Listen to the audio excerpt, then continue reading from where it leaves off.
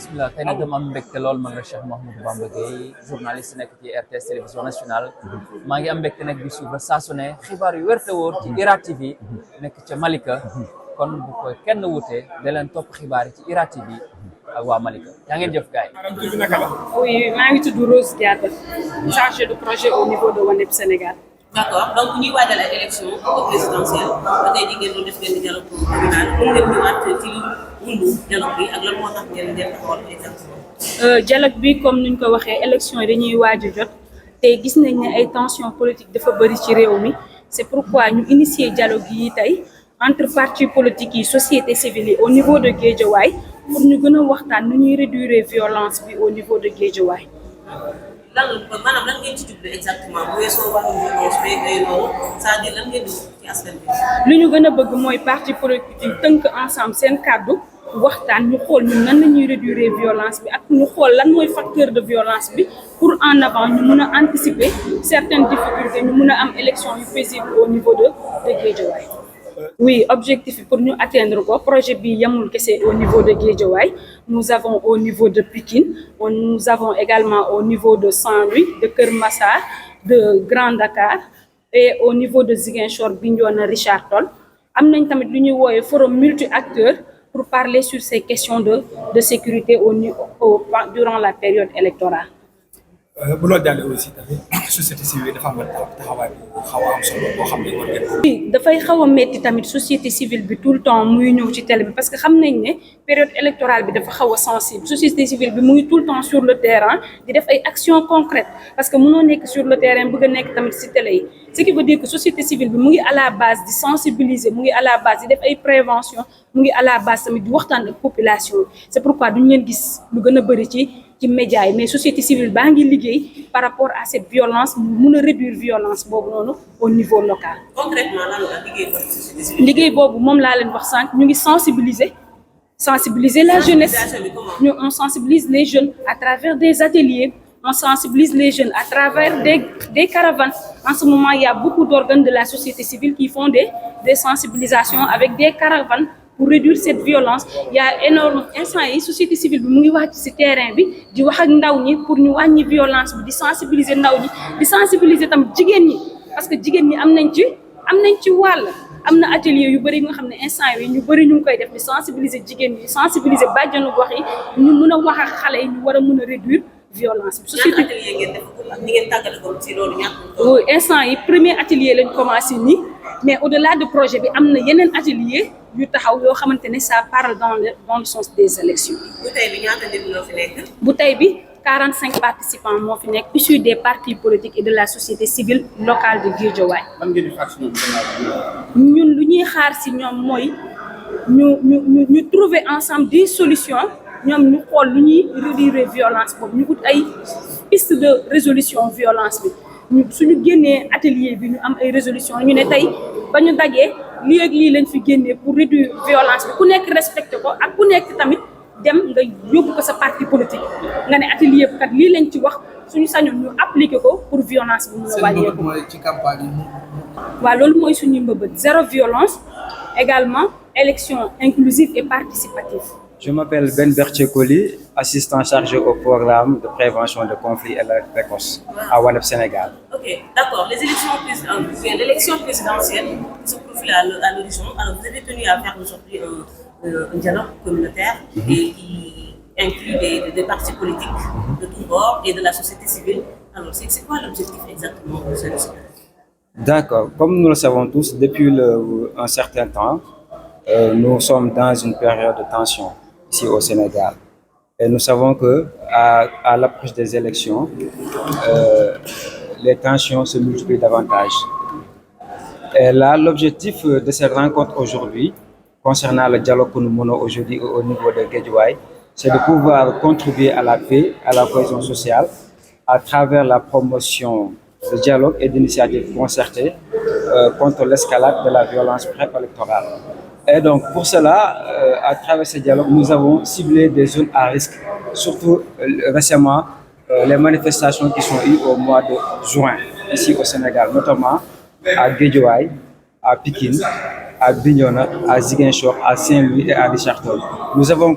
constaté à travers ces événements, ces zones étaient les zones les plus sensibles, les plus touchées par rapport à ces violences. C'est pourquoi WANEP, à travers son projet, dont je viens de citer,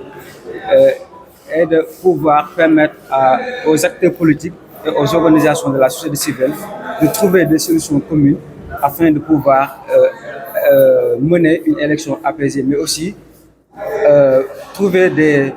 actions préventives pour que nous puissions avoir des élections apaisées ici au Sénégal. Ces actions préventives, comme je l'ai dit tout à l'heure, c'est le dialogue dont nous menons aussi ici à Guédiawaye.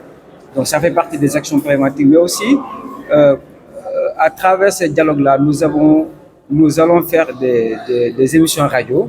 où nous allons servir des médias comme levier communautaire pour essayer de désarmer les esprits et aussi pour qu'on essaie de sensibiliser la jeune surtout à réduire les violences électorales, surtout dans la commune de Guédiawaye. Oui, Pikine fait partie des zones qu'on a ciblées pour ces dialogues. Effectivement, parce que comme nous le savons, nous sommes dans la phase préélectorale. Il y a préélectoral, pendant et après. Donc pour cela, nous avons jugé nécessaire de mettre des actions préventives durant tout le processus électoral. C'est-à-dire, il ne faut pas se limiter seulement pendant la période préélectorale, mais nous savons tous que pendant la période électorale, comme supposons pendant les campagnes électorales, on a tendance à avoir beaucoup plus de violence, surtout durant la campagne électorale. Donc, nous, en tant qu'acteurs des organisations de la société civile, nous avons jugé nécessaire de mettre en œuvre des mesures préventives parce que nous avons aussi un projet, parce que ce projet est une complémentarité d'un projet qu'on est en train de mettre en œuvre, qu'on appelle projet EMAM, suivi atténuation de la violence électorale. Donc parmi cela, nous avons déployé des moniteurs qui sont dans les zones à risque. Ces moniteurs, le travail consiste à collecter des données sur le terrain et de nous rapporter à travers une plateforme qu'on appelle Sénégal Elect. Donc le travail consiste à collecter des données et une fois que nous avons ces données-là, il y a un groupe national de réponse qui est là, qui est constitué d'organisations de la société civile et des experts électoraux. Donc eux, une fois que ces données rapportées, eux, ils se concertent entre eux, ils font des recommandations. Après, on choisit une organisation qui a été ciblée pour faire à eux de voir quelle action de réponse qu'ils peuvent mettre sur le terrain pour mener des actions préventives. Donc, je donne un exemple. Ici à Guédiawaye, il y a des organisations de la société qu'on a eu à coopter. Donc, s'il y a un incident ici à Guédiawaye, c'est à l'organisation de nous dire l'action qu'il veut mettre sur le terrain afin de prévenir ces violences-là. Donc, il peut s'agir des campagnes, il peut s'agir de campagnes digitales, il peut s'agir de les dialogues, comme on a vu, les dialogues intra- et intercommunautaires. Ce sont les exemples que je peux donner comme action préventive qu'on est en train de mettre sur le terrain. Effectivement, parce que comme on le dit, quand on parle de l'élection, il faut qu'il y ait une inclusivité. Donc, on ne peut pas faire une élection et marginaliser certains et privilégier d'autres. Donc, l'inclusivité fait qu'on peut arriver à des élections apaisées. Ouais. Pouvez-vous revenir sur le nombre de participants que vous avez aujourd'hui et quel est le cible? Ça veut dire pour avoir combien de personnes d'ici la fin ou bien d'ici l'élection présidentielle? Donc, le dialogue aujourd'hui a vu la participation de 45 participants, dont des acteurs politiques, des organisations de la société civile, des organisations communautaires de base, des leaders religieux et traditionnels, mais aussi les jeunes et les femmes, qui sont aussi acteurs et victimes. Parce que comme nous le savons tous, quand il y a pendant les élections électorales, donc ce sont les jeunes le plus souvent qui sont plus affectés, parce qu'ils sont acteurs et victimes. Mais hormis ces jeunes-là, les organisations qui sont ici et les partis politiques ont aussi le mot à dire, parce que les violences le plus souvent découlent d'eux. Parce que je me dis qu'ils font partie des acteurs. Donc les réunir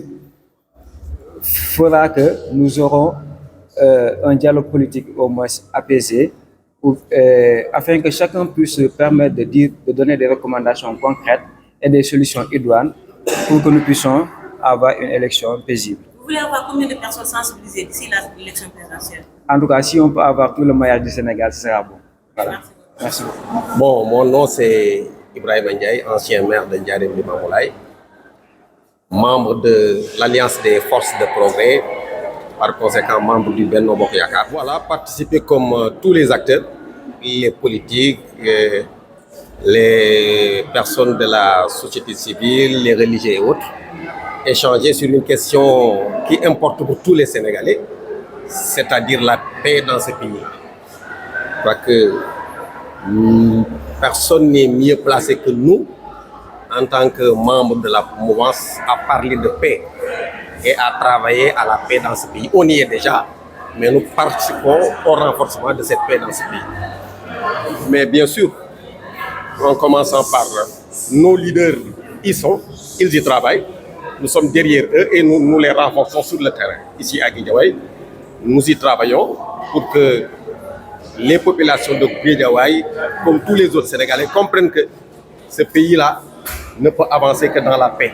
et que chacun d'entre nous y a une responsabilité. Voilà, donc cet atelier-là est important et que nous sommes là pour apporter, si vous voulez, notre pièce à l'édifice. Alors, est-ce que après cet atelier, est-ce que vous peut-être vous allez être le porteur de voix par rapport à cette paix que tout le monde sollicite pour les élections? Mais voyez-vous, moi je suis un ancien maire, je suis dans la communauté depuis toujours et je continue d'y être. Je participe toujours à tout ce qui fait avancer ma communauté et la paix est la base de tout. On ne peut pas parler de développement s'il n'y a pas de paix. Donc, de ce point de vue-là, je suis un acteur connu ici à Guédiawaye. Waaw ñun ci jàmm la ñu mas a dox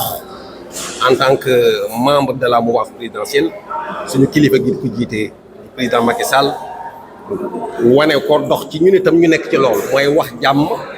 def jàmm jaar ci yoon woo nit ñi ci jàmm teg ay actes yi nga xamante ni itam ku ñu ci fekk si jàmm am fii Guédiawaye la ñun ñëpp dañu xamante quel que soit boor boo mën a féete dañoo xamante yàgg dëkk kenn ku nekk nag am nga droit am sa gisin waaye nag ci jàmm waxal jàmm jëfal jàmm élection yaa ngi ñëw bu ñëwee ku ko yàlla jox rek a koy am. Voilà, man je me nomme Makhtar Gassama. Je suis acteur de développement et acteur politique. Je suis coordinateur de l'ex-PASTEF Médina Gounass. Je suis aussi membre du secrétariat national chargé des opérations électorales de l'ex-PASTEF. waaw dama jàpp ni dialogue moom du weesu te dialogue lu mu bon dina am njariñ parce que dialogue mooy lan mooy waxtaan pour trouver ay solutions. Dialogue du werante du convaincre mais waxtaan pour trouver ay solutions pour indi jàmm ci élection yi ñu jëm kon yaakaar naa ni c'est pas trop tard acteurs yi nga xam ne ñoo koy seq ci élection yi avant pendant et après toog waxtaan trouver des solutions pour que ñu dem dans des élections apaisées et démocratiques yaakaar naa ne loolu du mën du wees. waaw élections yu paisibles apaisées mi ngi commencer d'abord sur des élections inclusives mu bañ a nekk une sélection maanaam képp koo xam ne tey jii sénégalais nga am nga droit de candidat remplir les critères ñu bàyyi la nga bokk. loolu mooy source bi nga xam ne moo njëkk pour jàmm mën a am mais bu ñu commencer par fausser le départ maanaam bañ a def des élections inclusives bañ a def sélection dans ce cas yaakaar naa source de tension la indi source de problème lay indi mais yaakaar ne pour des élections apaisées li njëkk mooy des élections inclusives ku war a bokk nga bokk ku war a bokk nga xam ne war a bokk. Je pense qu'il n'est jamais trop tard pour dialoguer et c'est dans un dialogue qu'on peut trouver des solutions. Je pense que ces élections pour qu'elles soient apaisée, démocratique, il faut qu'elle soit d'abord inclusive. Qu'on laisse tous les Sénégalais qui remplissent les critères de candidater, de pouvoir candidater tranquillement. Maintenant, les problèmes ou la violence peut provenir du moment où on ne laisse pas les gens d'aller candidater et de faire une élection sélective. C'est ça qui est source de violence. Maintenant, ici, ce dialogue qui est initié par WANAP, je pense qu'il vient en son heure. Parce qu'on a réuni les acteurs qui sont les concernés pour pouvoir discuter, dialoguer et trouver des solutions pour que les élections soient apaisées et démocratiques le jour J. Merci beaucoup. Je vous remercie. Michel Mendy, membre du Forum civil, coordonnateur section Guédiawaye. tey ñu gisoon tey wàllu dialogue communautaire ñu bëggoon rek nga wax ñu quelque sens bi. waaw dafa nekk loo xamante ni ci contexte bu ñu nekk lu am solo la parce que contexte pré-électoral lañ nekk donc ñuy organiser rencontre yu mel nii dafa am solo surtout au niveau communautaire d'autant plus que zone bi ñu choisir mooy Guédiawaye dafa nekk zone yoo xam ne zone de tension la bu ñuy wax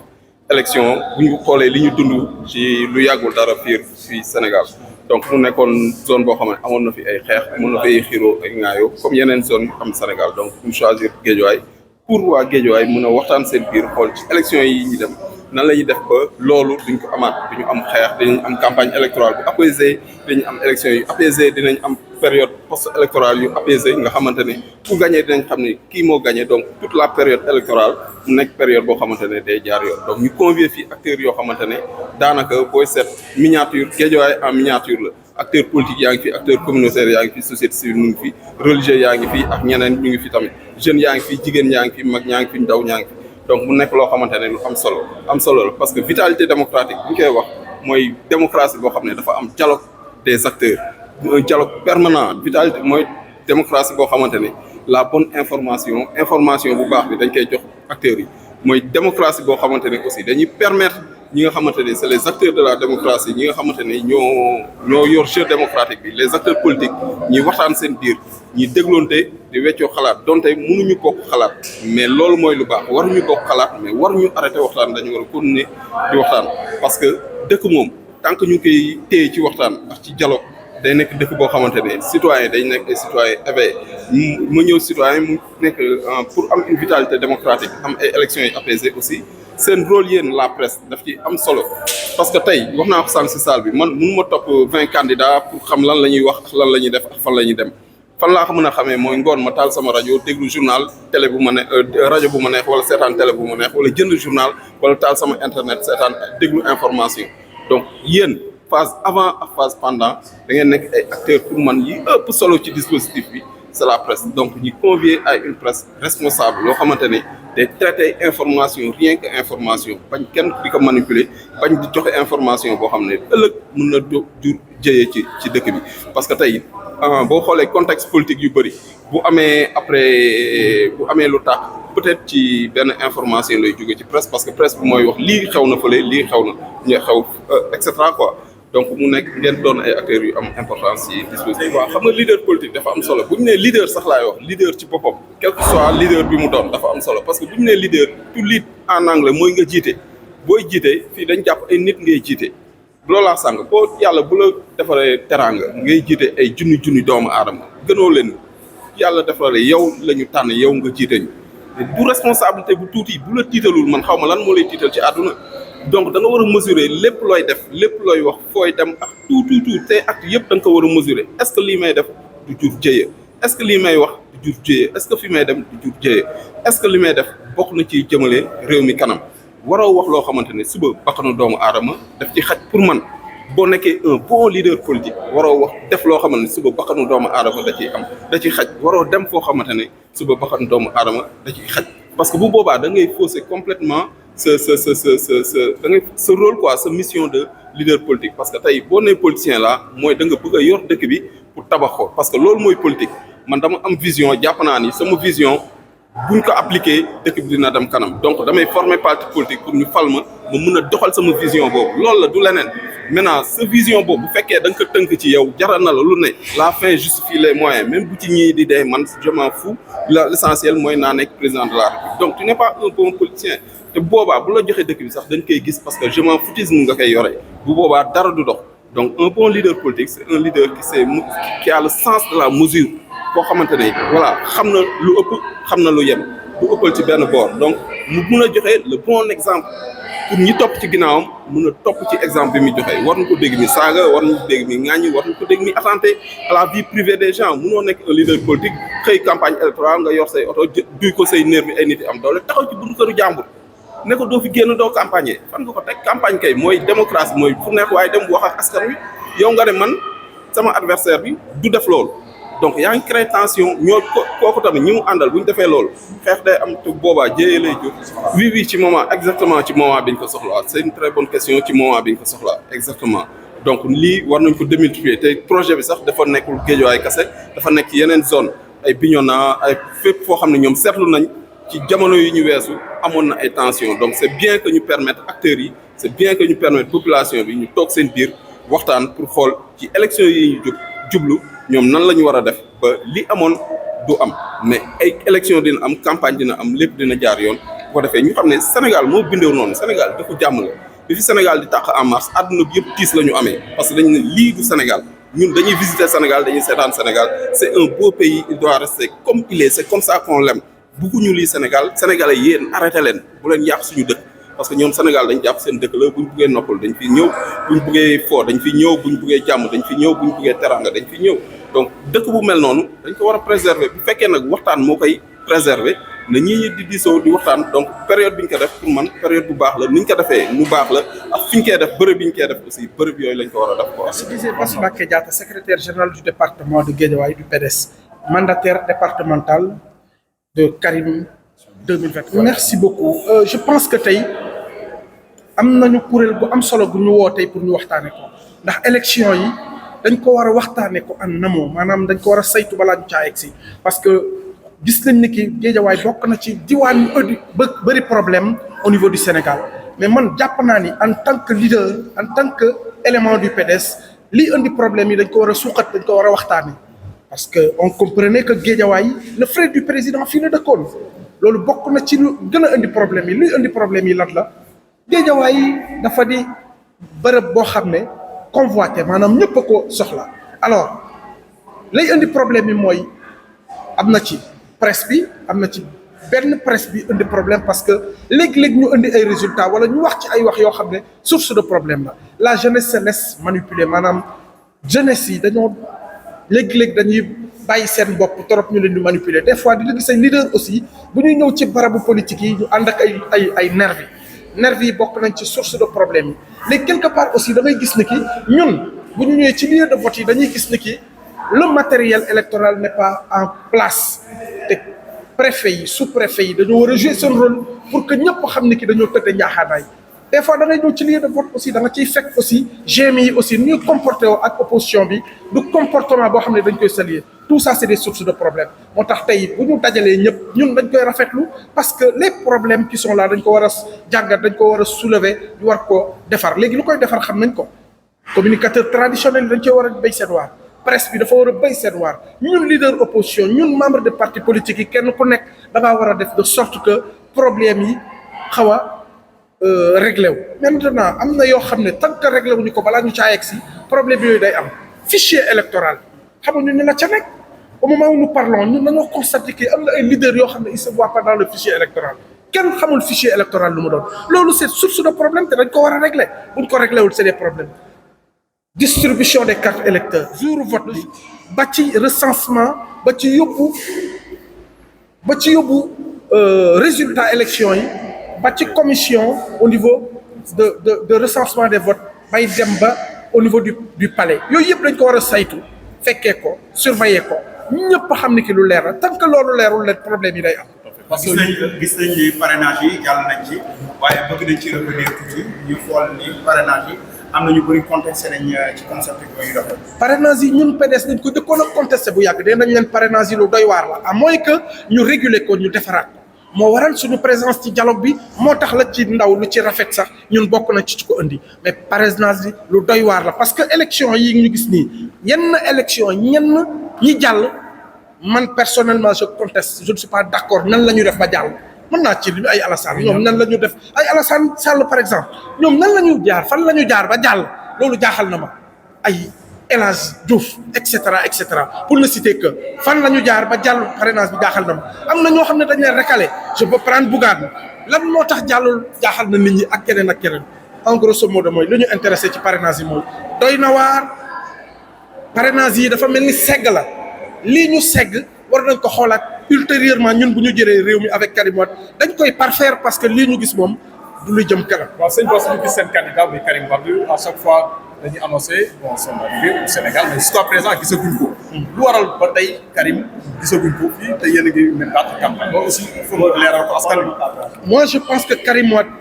ñëpp koy teewoo ñëpp koy waxu Karim Wade mais Karim Wade du ñëw léegi parce que ñun bëgguñu mu ñëw léegi ñun le moment opportun il va venir. est-ce que loolu tamit Bass du yàq dara ci campagne am quoi. du yàq dara ci campagne am parce que nous sommes sur le terrain yeesal nañ bànqaasu PDS yi indi nañ ay comités électoraux un peu partout nommé nañu ay mandataires loolu ñun sur le terrain ñu ngi koy liggéeyal te chaque jour mu ngi wax ak ñun réseaux sociaux yëpp mu ngi ciy wax mu ngi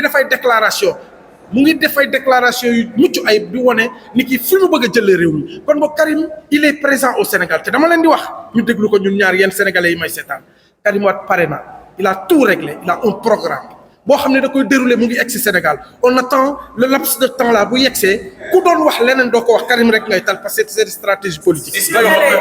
Thierno Alassane Sall bi nga xam ne nee na Karim Wade double nationalité la am moom du mën a jiite Sénégal yow lan ngay wax. d'abord Alassane Sall ñun du ñu nawloon Alassane Sall dafa bëgg buzz Alassane Sall dafa bëgg ko wax ak moom te ñun duñu wax ak moom ñun Karim Wade du wax ak ku mel ni Alassane Sall parce que xamoon nañ ko bien avant la CREI il faisait partie des détracteurs de Karim Wade ñi poussé Karim Wade ñi poussé l'État du Sénégal ñi poussé Macky Sall à ce qu'il amène la CREI à ce qu'il condamne Karim Wade maintenant tiit moo leen jàpp boo leen bëggee dëgg-dëgg genre boobu dañoo tiit rek xam nañ ni ki jéewoon nañ fi sale boulot ba ñu yegg si fii xam nañ ni Karim a ngi ñëw il va prendre le day jël réew mi moo tax ñuy waxee nii maintenant il parle de nationalité il parle de double nationalité nous on ne parle pas de double nationalité on parle de binationalité léegi nag wuree wa dem na tëg léegi leer na France ci boppam leeral nañ ni ki Karim Wade il est sénégalais léegi nag wax ci yëpp ñoom ñi doon wax yëpp rus nañu ñoom ñi doon jéem a sànni xeer yëpp rus nañu Karim Wade est bel et bien sénégalais et il jouit de sénégalité Farawad Ndiak Darawad Naaj njëkku Coro Sarr maa ne Coro Sarr pare nañu on va venir et on va montrer aux Sénégalais que il est temps qu'on prenne le Sénégal parce que il a les compétences nécessaires pour diriger ce pays on a besoin de personnes de dialogue on a besoin de personnes comme Karim Wade à l'image de ce qu'on est en train de faire aujourd'hui une personne qui va amener la réconciliation nationale, une personne crédible, capable d'amener les destinées du Sénégal à l'heure du pétrole et du gaz. Donc Karim Wade, il nous le faut impérativement.